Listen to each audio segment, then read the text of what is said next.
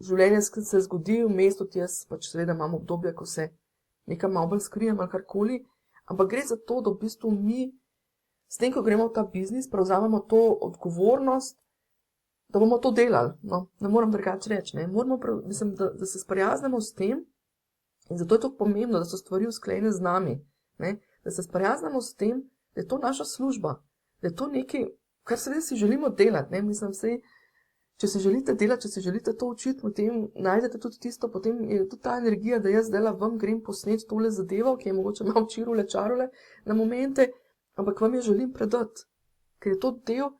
to snemanje je del mojega posla, del moje strategije,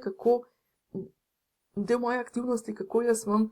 dostavljam vsa ta sporočila in vse te zadeve, ne. In tukaj ta doslednost velikokrat manjka ljudem, ker da sem nadati eno oceno, namreč ljudem, ki pridejo v ta online izobraževalni biznis,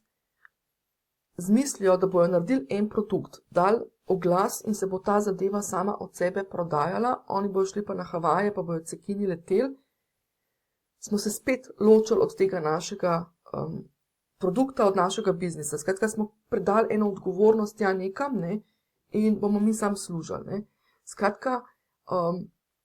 ja, se da, ne, mislim, se da tudi na ta način delati, ne, mislim, da ne bo kdo narobe razumel, ampak biti pripravljeni se dosledno pojavljati in biti del tega biznisa in furati ta biznis, no. Skratka, tukaj je treba najti to energijo,